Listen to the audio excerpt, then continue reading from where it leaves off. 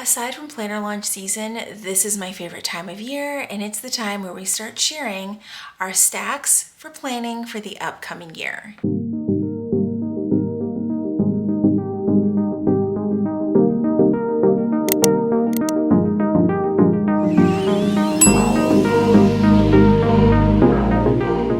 Hey everyone, welcome back to my channel. I am Julie of Julie's Plans. Welcome if you are new and welcome back if you have been here before. So 2025 is right around the corner and it's that time period between Christmas and New Year's, and we're just kind of getting everything situated and sorted out to see what we're going to use for the upcoming year. A lot of these are not going to be any kind of a surprise to you, especially this very first one, and it is my Hobonichi weeks. Now this one started at the end of November and I have already been fully embracing this book. It has been a kind of like an on and off favorite of mine over the last few years. I used it a little bit back in, I think it was like 2018, 2019 for a couple of years, and then it dropped off for a little bit, and now it's been kind of in and out of the planning picture for the last couple of years, and now it is back. I have the pistachio color, the 2025.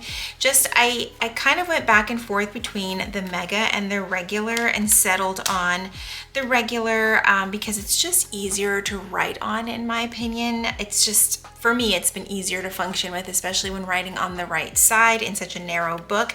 I do have a clear cover on mine from Hobonichi, and my tabs are from the Coffee Monsters Co. And then I'm just gonna do like a quick what's set up so far. So in this book, I just have a little Hobonichi ruler / stencil. A little stationery sticker makes me happy, which I honestly cannot even remember where this came from. And I've got a little collage that I printed with my Canon selfie in here. I just have the Hobonichi pocket in here. This way I can change it throughout the year if I want to, but that's all I've got going on in here. In previous years, I would do like a whole bunch of I don't know, just random collages with stickers. This year I'm kind of keeping things a little bit more simple. I think that this year at a glance is going to be well suited for just tracking paydays. Now, one thing I do also want to say is there's going to be a lot of overlap in my system. For me personally, that is not a problem. I also want to share that a lot of this is more of a hobby for me than out of necessity. So I truly find joy in writing things down repetitively and planning and being creative in that way. It is not for everyone. A lot of people just prefer one book, not repeating things and keeping it that way. At the end of the day, you have to plan and be creative in a way that works personally for you. All right, I'm glad we got that out of the way. So that's what I'm probably going to do here. I may just throw a sticker over the 2024 one. Sometimes I reference it, sometimes I don't. Year at a glance, still up in the air. I don't know why this page overwhelms me so much, but it does. But now that I will have 3 Hobonichi books in my system, I think I want to try and find 3 different ways to use them so that each book has a different function as far as this feature goes. I have already started in this book, like I said, so December was already in here, and this is pretty much what a month at a glance is going to look like for me because we're just keeping it simple. I have been slowly leaning more towards pen and marker and highlighter rather than full-on sticker kits. That's just how things have evolved for me as a planner. And then just to kind of give you an idea of what my weeks have been looking like, again, pretty simple, nothing groundbreaking, if you will. It's just, I'm really enjoying the weeks because it is just a wonderful snapshot of the entire week for me without also being overwhelming. The big function for this book will be a lot of tracking purposes. I really love the Hobonichi weeks for that because it is so narrow. It's perfect as a book to use for tracking. So that's where I'm at. Haven't done anything with the back pages. I'm not really pressuring myself to do anything with those back pages. I just keep the stickers that I typically use week in and week out. And that's it for the weeks. Moving on to the next one. Next one is going to be the A6 Hobonichi Techo. I am in love with this book and I fell in love with it over the past year. The A6 was seriously the book that I was most consistent in all of 2024. be on the lookout because there will be kind of like a flip through of that book. I was flipping through it last night and I was like, I have to make a video about this because I'm obsessed. So here we are. I am not very good at decorating pockets. This cover is from Hobonichi. In fact, I still have the little card that came with it. I think this is the pear color. I'm not entirely sure. I do have another cover as well that I will probably alternate with throughout the year. But for now, I kind of wanted to keep things fairly simple as we jump into the new year. I have stickers from a variety of different places. I did post where some of these are from over on my Instagram, but I do like to just find things from different packaging and things like that. Like this is actually from a sticker order. I also have a clear Midori cover on here, and I prefer it to just kind of keep my stickers protected. All right, so in here we can thank my friend Cynthia for this inspiration. She just posted her vision board over on Instagram, and I was so freaking excited to see that this was a Canva template. Like, I am a Canva lover through and through, and when they already have a template made and you just have to drop your photos in, I'm like, oh my God, so much less stress, and I absolutely love it. So that's what I did. I did move a couple of things around, added like an extra bow, but other than that, it already comes with a lot of these frames in here. You just need to pick the pictures that you want to drop. So I actually have photos of my friends, photos of my family, me and my husband in here. And then you can also pull from stock images over in Canva. I have a little Coffee Monsters Co. Year at a Glance. And the reason why I put it here is because I really don't intend on writing on this. And I really liked the way that that looked. So it's more just for reference. And then again, I'm going to probably find a way to use this Year at a Glance. I'm not really pressuring myself where everything has to be decided on January 1st. I find that to be way too stressful. I do prefer this Year at a Glance tracking page, whatever we're calling this. I do prefer it in the Cousin and in the A6 because it's definitely wider. So I'm excited to see what this can become. I thought of maybe doing one book having gratitude, one book having like a mood tracker, one having health and wellness. I'm just not entirely sure yet. In this book, I have jumped into just kind of decorating the monthly with a Coffee Monsters Co. kit. You do get December in here. I honestly hadn't even pulled the book out until last week, so I'll probably do some back planning and throw some things in there, but this is what that looks like for now. And of course the A6 only has monthly and daily pages. So moving on to the daily, I've already decorated my January page. I love this. I draw a lot of inspiration from Helen over at the Coffee Monsters Co. In fact, I actually ordered another set of these journaling style monthly kits because I want to do this in the Cousin as well. But this is what I have so far. That's all I have set up. I have Coffee Monsters Co. tabs on here. How am I going to use this? I think that this book evolved a lot for me throughout this past year. And again, I'm going to have a video kind of going through that where it was more task oriented, and then it became a memory keeper, and then it became a combination of both, and it was a doodle book. It was just a place to be creative. And I'm going to leave space for that to be the exact same this year.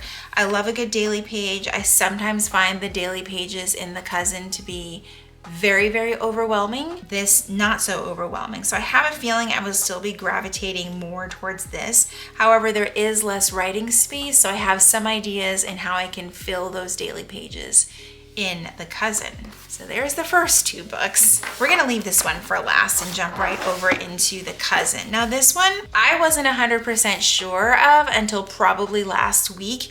And the big thing had to do with the paper quality issues. I'm sure you've seen some rumblings around the internet that there have been paper issues specifically with the Cousin, and Hobonichi not exactly addressing them and or just straight up ignoring them. And that hasn't exactly been fun to deal with or watch happen. However, I did purchase the book, so I am just gonna go ahead and use it. I do have another Hobonichi cover on here. I forget the name of this one, but I'm really kind of loving like the pink and the yellow and the green vibes in my lineup this year. And I just thought, you know, I've never had an A5 Hobonichi cover like this one, so why not? Again, Not very strong in the pocket game here. I have not put on my Midori cover on here, but if you're ever looking for a clear cover for your A6 or your A5 cousin, then just find one at Midori. Jet Pens has them. I think Amazon even has them. A lot of small shops also carry them, but that's going to be going on here soon. Similar to my A6, I just did it in A5. Same thing, different size font basically. But what's funny is they kind of ended up being opposite. So I have my vision board in both books. And again, this was Cynthia's inspiration that I just took it, printed it on regular paper and just glued it to the page. Now that it's in like a bigger size, I feel like I have to make adjustments to the photos though, because it cuts some people's faces off and that's kind of annoying. I have the same sticker from the Coffee Monsters Co. over here, again, just as a reference. I don't have any of these pages again decorated. Throughout the year, I'm sure I'm going to stick things on here. This is my favorite because of the size, right? I think it's going to be so much easier to mark things up. I think this is going to be a lot of school deadlines, work, PTO, kind of vacation time things in here because it's going to be a lot easier with this space to mark it up. And then of course we have these pages where I'm like, oh, what do I do with this? I tried a mood tracker last year and didn't stick with it. So I'm kind of thinking that this one may have, I don't know, I kind of want to do the mood tracking thing over here as well. I don't know. It's kind of nice to have options, but kind of also not the greatest to have options. So we'll see. But again, I love those pages. I love the monthly pages in the cousin. These are probably my favorite, the monthly and the weekly. Still struggling with the dailies in here, but we're gonna figure something out for 2025. My weekly pages are going to be more schedule focused because I think that having the times on here and time blocking how things are going in life, work, school, vacation, family time, appointments, those kinds of things are going to be a little bit more visually appealing to look at in the Hobonichi cousin. And that's kind of why I gravitate back to it. Do I think the pen and marker issues are going to be that big of a deal? I don't know. I'm not writing with a lot of big, heavy marker on the weekly pages. It's the daily pages where we're really going to see if I'm going to be able to make it in here or not. Now, when I get to the daily pages, this is what I have been thinking for these pages. Again, this book does not start till literally January 1st. So my thought process is I love journaling prompts and I want to be able to do more memory keeping with photos. So in my current A6, which has been a huge focus, photos ate up a lot of the pages in here. So you'll see that I just did not add a lot of photos. I kept it more journal and schedule focused because trying to fit photos on these smaller pages just didn't always work out. And that's where this might come into play, is doing journal prompts, more memory keeping style journaling, and just kind of allowing it to be whatever it ends up being. I'm not one of those people where like this book has to be this book and this book has to be that. I just enjoy the process of planning way too much to not give myself the flexibility that it deserves. You can go ahead and quote that if you want to.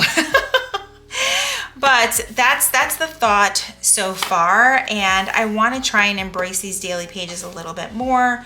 Again, add more photos, do more journaling prompts, those types of things, and allow myself to use this space for what it is, and maybe even add in a little bit of junk journaling or just journaling. I'm not really sure I like the term junk journaling, because is it really junk if it matters to you? Anyway, whatever. I guess it's what other people deem junk, right?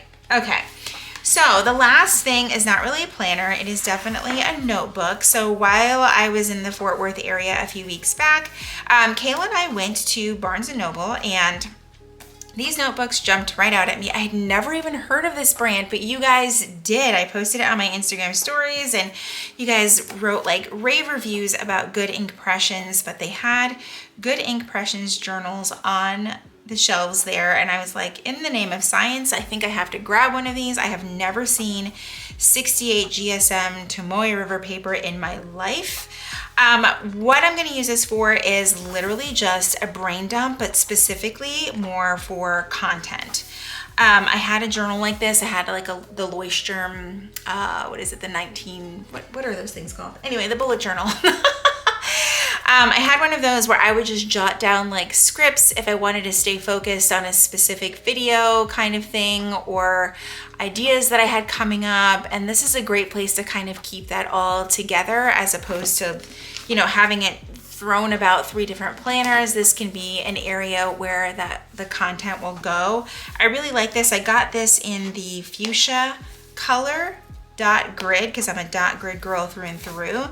And this was interesting because you could get it in cream or in white. So this is really, really cool. So it tells you that the dots are 5 by 5, and it gives you even some tips on how to split up the pages if you feel like you need to do that. I don't feel like that's really for me, but I guess I'm just going to be doing lists. But if I kind of want to divide up the pages, they do make it very, very easy for you. There are actual squared off, like larger squares in here that make dividing up the pages super, super easy. It lays flat from the moment you open it, because I don't know if you saw when I opened it, but the cover is kind of separate from the binding, which is really, really cool. I have this sticker. I recently just upgraded my laptop and I tried to save this sticker so that I could put it on here because it matched, and it ripped right here. Anyway, that's what that is. It just has a little spot where you can put your name on it and things like that. But I just think that this is so cool. There's 192 pages of it. Again, it's the 68 weight Tomoe River paper. I did do some smudge testing on here, and I shared it over on my Instagram stories. One of the things with the heavier weight Tomoe River paper is you kind of got to give it more time than what you would with your cousin, your weeks, etc. So that's something to keep in mind. But that is where we are at. I tried to keep this short and we'll see how it turns out after I edit. But oh my gosh, you guys, I'm really excited for what 2025 is going to look like in these planners. I foresee lots and lots of fun happening on these pages, and I hope that you will join me for this planning journey. And I can't wait to see how these books kind of are used throughout my system throughout the year. I would love to hear from you now down in the comments what you're using for 2025, and just wish us all the best planning luck with the planners we intend on sticking with in the upcoming year. All right, guys, that is it for today's video. Thank you so much for hanging out with me today. If you enjoyed today's video, please be sure to give it a thumbs up. Subscribe if you haven't already, and if you are already subscribed, make sure you click that notification bell so that you know when my videos are posted here on YouTube. As always, thank you guys so much for hanging out with me, and I will see you in my next video. Bye, everyone.